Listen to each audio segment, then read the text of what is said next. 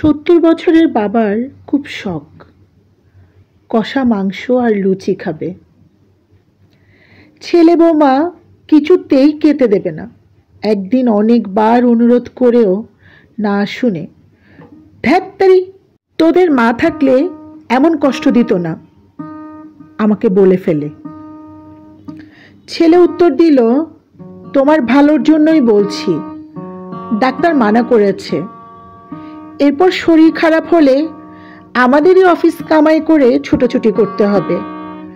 নিজের ভালো তো পাগলেও বোঝে বাবা। কথাগুলো ভীষণ চেনা।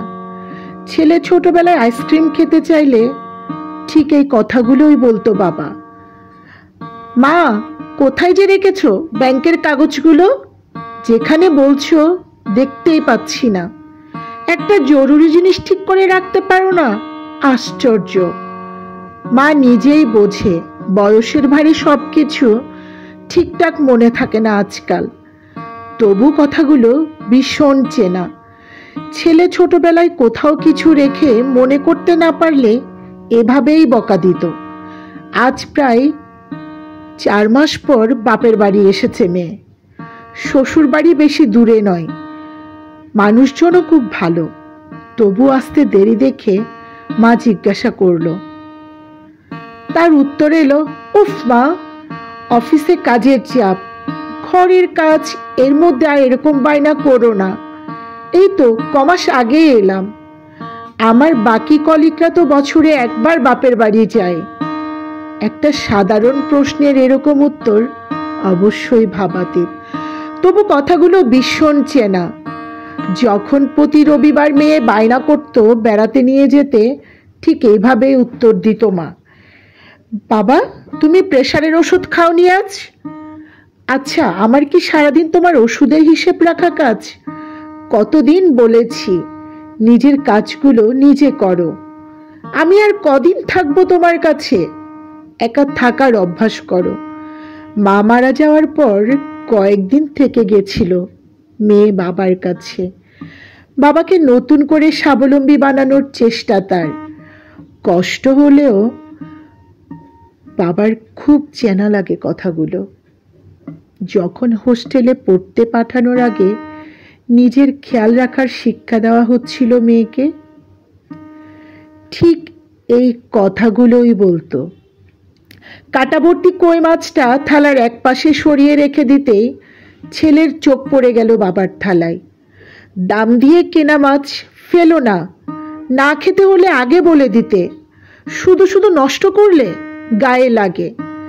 ছেলের রোজগারের কেনা মাছ সে ফেলতেও চায় না, কিন্তু আজকাল আর ভালো লাগে না কাঁটাওয়ালা মাছ খেতে।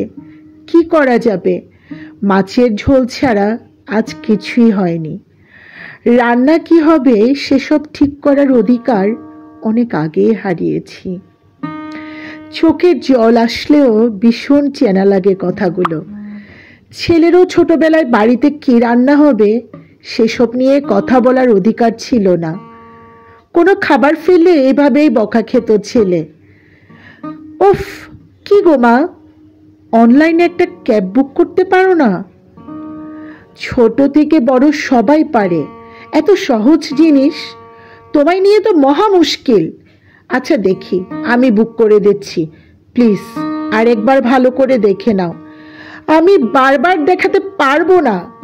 থতমত খাওয়া মায়ের মুখ চেনা লাগে কথাগুলো। ছোটবেলায় পড়া না পারলে ছেলেকে এভাবেই বকতো মা। আমরা সবাই কম বেশি মা বাবা আর ছেলে মেয়ের সাথে এই ধরনের ব্যবহার করে ফেলি। আমরা নিজেদের বাবা মায়ের সাথে কেমনভাবে কথা বলছি সেটা বাচ্চারা শিখে ফেলে। এটা যেমন, ঠিক তার চেয়েও বেশি শেখে আমরা ওই ছোট্ট ছোট্ট মানুষগুলোর সাথে কেমনভাবে কথা বলছি। বেশিরভাগ বাবা মায়েরা ছেলে মেয়েদের সাথে কথা বলার সময় নিজেদের বিরক্তি, ভালো না লাগাগুলো দেখিয়ে ফেলি। অথচ বড় হয়ে তারাই যখন আমাদের সাথে একই জিনিস করে তখন আমরা কষ্ট পাই। শুধু বয়সে ছোট বলেই তাদের ইচ্ছা অনিচ্ছা, পছন্দ, ভালো লাগা সব আমরা ঠিক করে দেব, এই ধারণা থাকলে এরকম ব্যবহার পেতে হবে।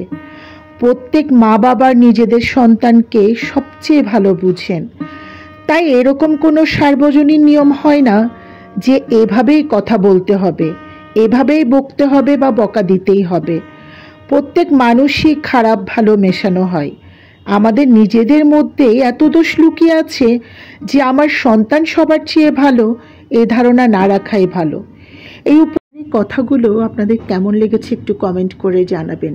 এটাই কিন্তু সমাজের চরম বাস্তবতা। আমরা আমাদের সন্তানদের সাথে যেমন ব্যবহার করব, আমরা ভবিষ্যতে আমাদের সন্তানদের থেকে এমন ব্যবহার পাব।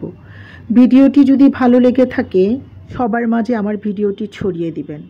সবাই ভালো থাকবেন, সুস্থ থাকবেন, প্রাচী প্রীতন ওয়ার্ল্ডের সাথে থাকবেন, প্রাচী প্রীতনের ভিডিওগুলো দেখবেন। বাই বাই সবাইকে।